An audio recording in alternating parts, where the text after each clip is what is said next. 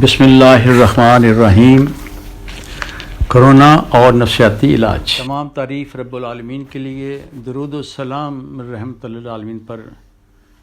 सामियन मोहतरम, प्रोफेसर अशरफ जावेद का आपको सलाम पहुँचे। मैं क्लिनिकल साइकोलॉजिस्ट हूँ और गुज़श्ता 30 साल से लाहौर में प्रैक्टिस कर रहा हूँ। मैंने अमेरिका की मशहूर यूनिवर्सिटी कैलिफोर्निया से नफ्सियात या साइकोलॉजी में मास्टर किया। वहीं से मैंने हिप्नोथेरेपी और साइकोथेरेपी में ख़ुसूसी कोर्सेज़ किए। सेल्फ़ इम्प्रूवमेंट पर मैं 15 किताबों का मुसन्निफ़ हूँ।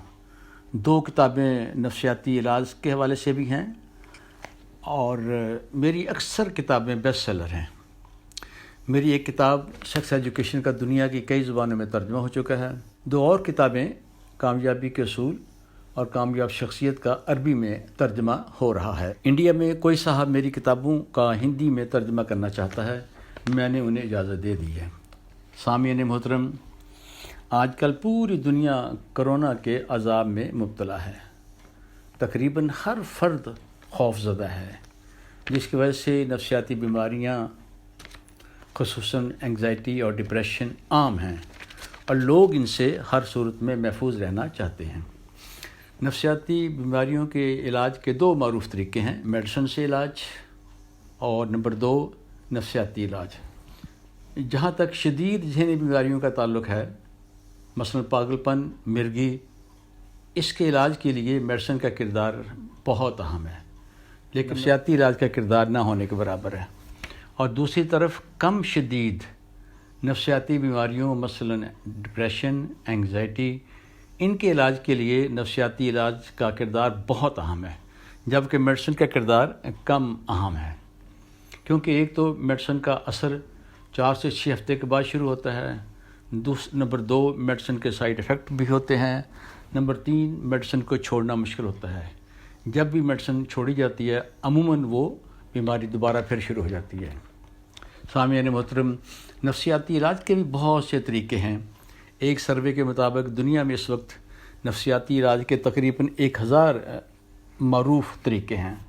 उनमें से सबसे अहम और पॉपुलर तरीका CBT का तरीका है, यानी कॉग्निटिव बिहेवियर थेरेपी।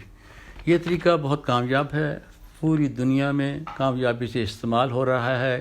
पाकिस्तान में भी ज़्यादातर यही तरीका इस्तेमाल किया जा रहा है।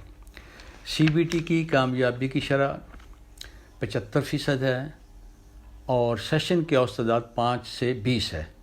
मेरे ख़्याल में एक आम पाकिस्तानी के लिए 20 सेशन की फ़ीस देना मुश्किल है, यानी ये एक लंबा तरीका इलाज है जो आम आदमी अफोर्ड नहीं कर सकता। अमेरिका से वापसी पर मेरी कोशिश थी कि नफ्सियाती इलाज के वक्त को कम किया जाए। उसके लिए मैंने हिप्नोटिज़म से इलाज का पहला क्लिनिक लाहौर में शुरू किया। हिप्नोटिज़म से इलाज की कामयाबी की शरह CBT से ज़्यादा है और सेशन की तादाद तो CBT से बहुत ही कम है, लेकिन मैं इससे भी मुतमिन न था। गुज़श्ता 20 साल से मैं कोशिश कर रहा था कि नफ्सियाती इलाज के वक्त को मज़ीद कम किया जाए। चुनांचे मैंने मुतालिया, गौर व फ़िक्र और रिसर्च जारी रखी और मेरे रब ने मेरी ख़ुसूसी मदद की और मैं ब्रीफ साइकोथेरेपी की मदद से वक़्त कम करने में कामयाब हो गया। ब्रीफ साइकोथेरेपी की कामयाबी की शरह 90% से ज़्यादा है और सेशन की औसत तादाद 1 से 6 है और बाज़ औक़ात सिर्फ़ एक ही सेशन काफ़ी होता है। ब्रीफ साइकोथेरेपी का दायरा-ए-कार भी वसी है।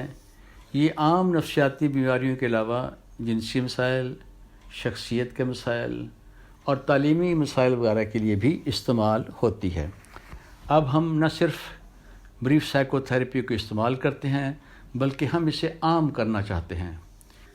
इसके लिए हम MA नफ्सियात को तरबियत दे रहे हैं।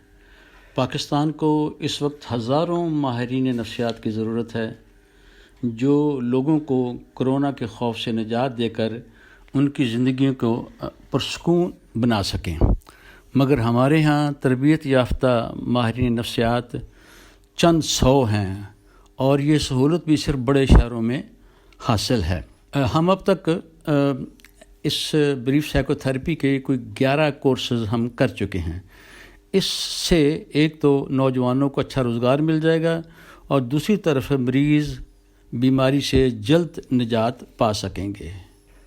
شکریہ، خدا حافظ۔